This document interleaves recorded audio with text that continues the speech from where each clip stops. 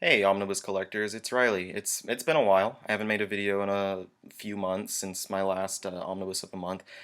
Mostly just personal stuff has got in the way. Life's been busy. Haven't really gotten the time to make any videos. And also, my wife isn't recording right now. She's at work. So I'm using my laptop and just kind of holding that in the palm of my hand. So I wanted to make a new video to kind of show off how my collection has evolved in the past few months. I finally got some more bookshelves to actually display more of my stuff, and I got a massive haul from In Stock Trades just the other day. It was like 30 pounds of books in two separate boxes. So I'm going to show off my collection, just a quick look at my new shelves, my new setup, and I'm also going to take a look at the books that I just got.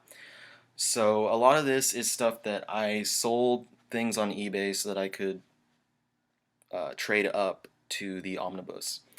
First is the Deadpool by Joe Kelly omnibus. I had the five classic Deadpool trade paperbacks, and I sold those on eBay so that I could get the omnibus. And this has been out for a little while. I didn't grab it at first because I was kind of, complacent with the paperbacks, but I decided I'm the omnibus collector, I should really have this, and Joe Kelly's run on Deadpool is probably the best on the character. If you enjoy the character, you really need to read Kelly's run. The omnibus is really nice. It's a nice, thick, heavy volume.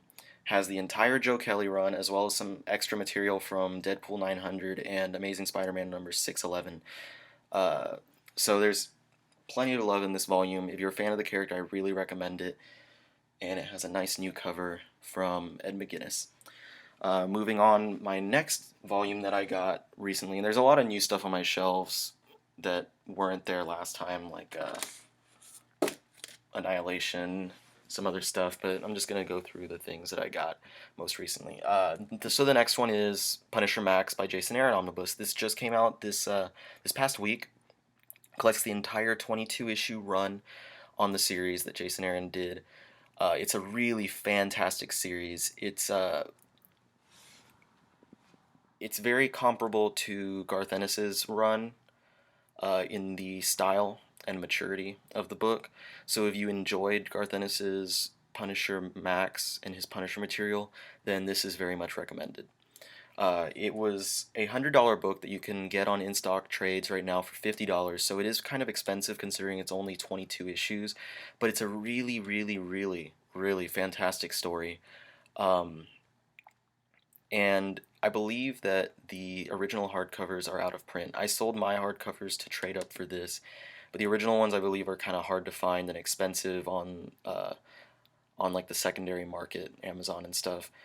So if you haven't read it yet and you prefer hardcover to paperback, I really, really recommend this one. It's not too thick, so if you think that omnibuy are kind of unwieldy to actually read because they're too big, this one's not that big. But yeah, I really recommend that one. Next, I grabbed. This is also by Jason Aaron and also released this past week. Was the Wolverine and the X-Men omnibus. This collects all but two issues of Jason Aaron's run on that series, because those two issues were tie-ins to the Battle of the Atom storyline. So this has 41 issues in it, and it was $100. You can get it for 50 on in-stock trades right now, so it's a huge steal. That's a lot of material for 50 bucks. It's a beautiful hardcover. There's a ton of great art. Chris Bachalo and Nick Bradshaw mostly. Their work is really benefited by the oversized pages. And if you're a fan of Jason Aaron and his work with Wolverine, then this is a must pick up. I It's something I compare usually to Grant Morrison's New X-Men, because they abandon kind of the following a superhero team around and focus more on the students. So if you liked that aspect of that series or like that aspect of the X-Men, then this is definitely something to pick up. It's a fantastic series. I loved it. I really recommend it.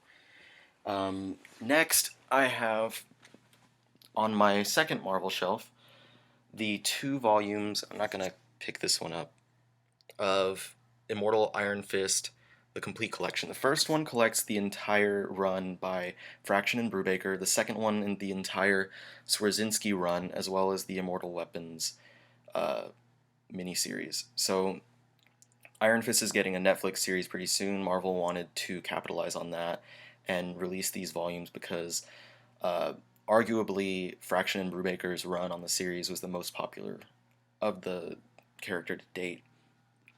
Uh, I enjoyed both of these runs, the Swarzynski and the Fraction Brubaker run.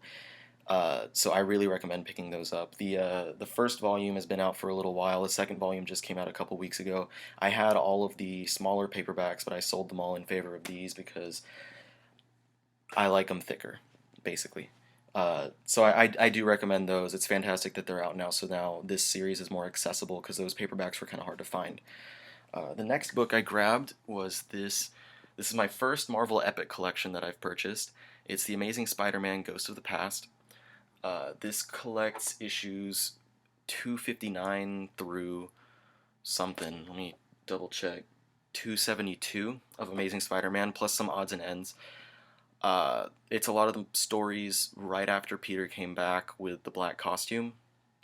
So this fits in after the Birth of Venom paperback, if you all have that. Or kind of in between, because that book had a bunch of various material. But they're going to release in a few months a Alien Costume Saga Book 1, I believe is the title. And this will fit in nicely after that. And that volume fits in nicely after the recently released Roger Stern Spider-Man Omnibus, which is a fantastic book, which I picked up not too long ago. So this paperback looks really awesome. I can't wait to dig into it. It's got a lot of good Spider-Man material from a bunch of different great writers, so that's something I'm really looking forward to checking out. Moving on to my next shelf, my Vertigo shelf, which I've kind of overstuffed, so I have material up here. Mostly what I got here was I sold all of my 100 Bullets paperback copies and traded up to these deluxe edition hardcovers. They're really beautiful volumes. They're $50 each. You can get them for a little less than $30 on in-stock trades. There's 5 volumes total collecting the entire 100-issue run. It's Brian Azzarello and Eduardo Risso. So if you read any other team-ups, you know that they're a great freaking team, and it's just a great crime noir series.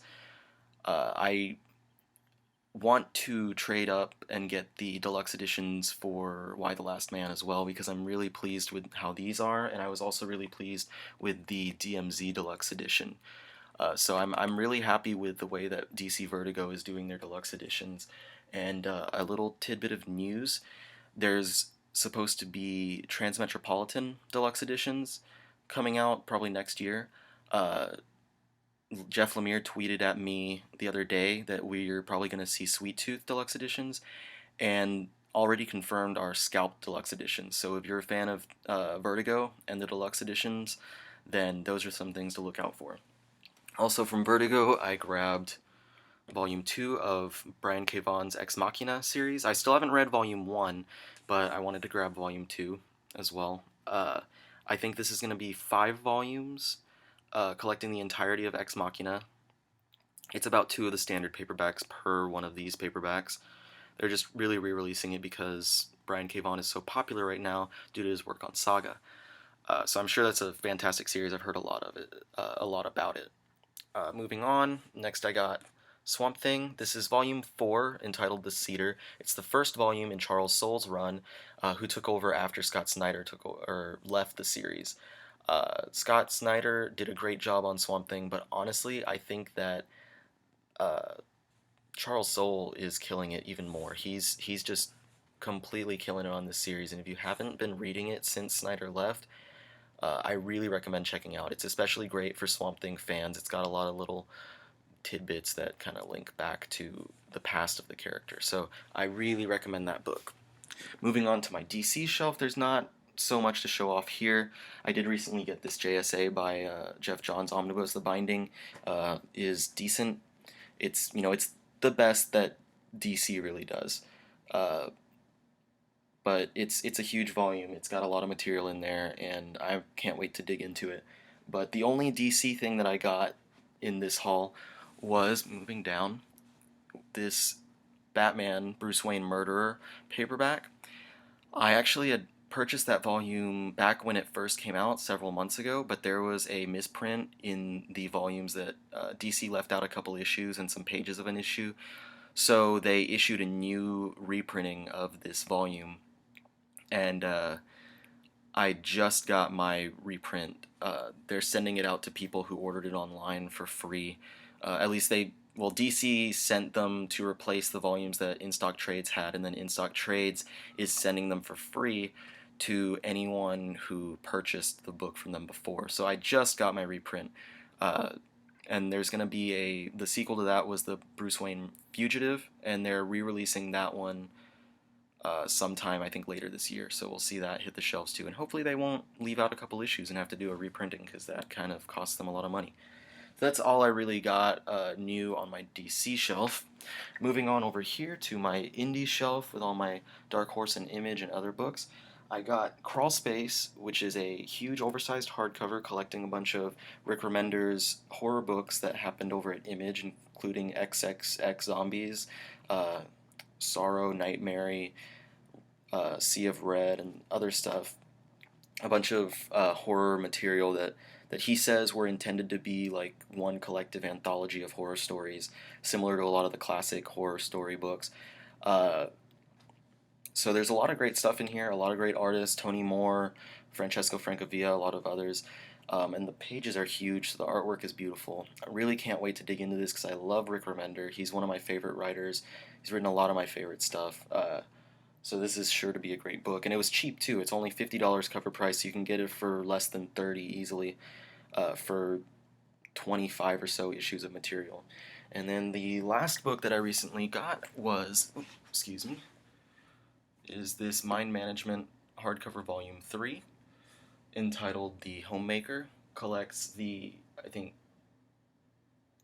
issues 13 through 18 of the series by Matt Kindt. It's another beautiful hardcover from Dark Horse.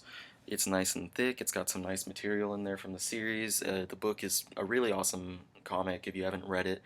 Though the way that Kindt designs these books, they're designed to be like their own graphic novels, so he takes out some of the supplemental material from the beginning and back of each issue. I believe the series is going to run for 30 issues. They kind of just announced that it was getting onto its final arc, and if that's so, I'm really hoping that they re-release it as an omnibus and throw in all that supplemental material as well. So that's it. That's everything that I got in my recent package. There's going to be a lot of stuff coming up in the future, so I'll be sure to make more videos of my hauls when I get them. Hopefully I can do better than just carrying my camera around with me like this, because I know it's really shaky. I don't want to make anyone nauseous, but I'll be returning doing my Omnibus of the Week videos pretty soon. I just have to get my wife to have some free time when she can actually film it.